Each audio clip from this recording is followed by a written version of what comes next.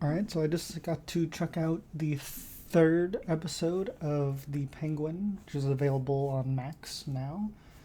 And this is going to be a spoiler filled review. So we're going to break down the episode. So if anyone hasn't caught up with The Penguin, I'd say stop watching. I will just lead really quick with that. I am really loving the show. So I recommend checking out my review for episode 1, which has no spoilers, and you can get a sense of how I feel about the first episode, and see if you want to check it out for yourself. But let's dive right into it. So spoilers, stop watching if you have not seen The Penguin, episodes 1 through 3. So episode 3 starts off with a interesting flashback with Victor, which I really appreciated because we get to learn more about his character and see how he was affected by the Riddler's explosions that happened at the end of the Batman. It felt very much like the Avengers equivalent, or the equivalent to Marvel's like New York attack in the Avengers. And then later on in other projects, we get to see how it affects smaller characters or new characters. And so I thought that was cool. I like when they do that and show us a different perspective on something we're already familiar with. And getting to know his family, and was confirmed, I guess, that he's Afro-Latino, which is cool because the actor has been talking about how he wants to play, his dream role would be to play the live action Miles Morales character, who is Afro-Latino. But very, very cool. Again, we get to meet the girl that he's kind of intrigued by, or who's kind of like a friend of his.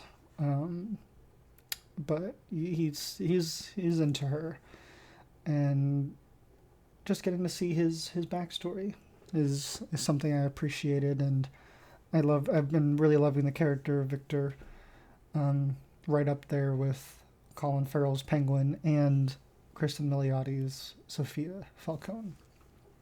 Um, Jump back to now, and we're in the current, and getting to see the relationship between Vic and Penguin evolve. It feels like very much, well, the whole theme of the show, but particularly this episode seemed very much like, ask more for yourself, ask for your worth, and fight for yourself kind of thing.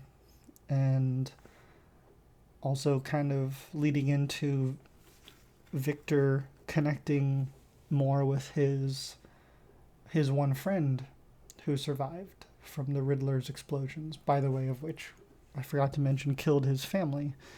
And the only person he knows from that, from his past, is really his kind of friend slash girl he's interested in, who keeps trying to reach out to him, who we realize is the person who's been texting him in the other episode and is trying to reach out to Victor. But he's all caught up with this new job, which he's feeling really appreciated at, even though it's not in his character. It's different for him, and frankly, obviously, it's illegal, and he's doing gangster stuff. But at the same time, it's like he's having to choose between these two different worlds that he's being introduced to, and it's kind of not the direction I thought the episode was going to take. This feels almost like a season finale type situation. Just for me personally, I was like, oh, this could have been the end of the show, where he like, closer to the end of the show, I feel like, where he's really deciding between which life he wants to live. But that's just me. Again, I didn't mind it, but it happened so early. This is only episode 3. It's like, okay, he's really going to be for putting his past behind him and doing the Penguin life. While on the other side of the spectrum, we also have Penguin and Sophia Falcone starting to finally work together. And she shows him the Bliss product, the red mushroom juice stuff. That was the new drug that they're trying to sell on the streets, and getting to see them work together was really fun. And every minute that they're acting is always interesting and entertaining because they're so good. But we get to see more of their plan and what the actual new product is, which we find out that Sophia was using in Arkham prison, or Arkham Asylum, whatever, when she was locked up there, and that it was given to the prisoners. I thought it was interesting. But that's how she's so familiar with it and is trying to market it, I guess you could say. And they're trying to reach out to the triads, the Asian gangsters, mafia, and kind of successfully convince them after some intense conversation, or trauma, as Sophia says, sells. And it's kind of against the former families that they're the Falcones. So the Falcones are not happy about that, or they don't know yet. And they end up blackmailing one of the Falcones, who is caught cheating, into sort of pretending like he's cool with this deal with the Asian gangsters, the triads.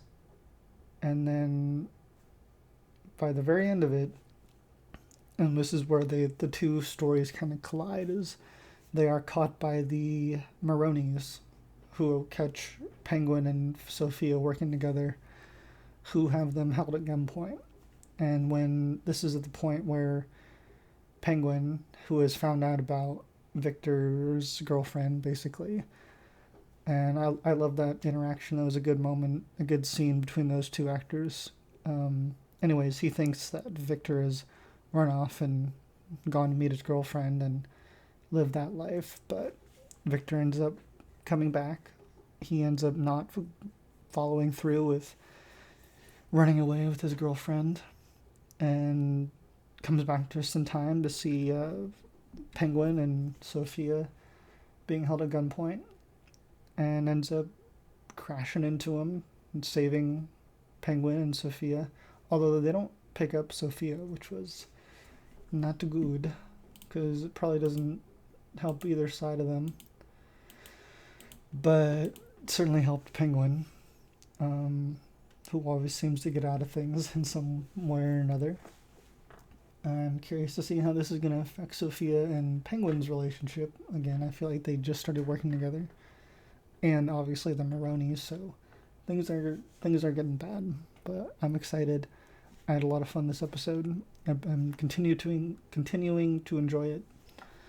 I think my only issues are kind of the same ones I've had with the show since the beginning, or you could argue since the Batman came out.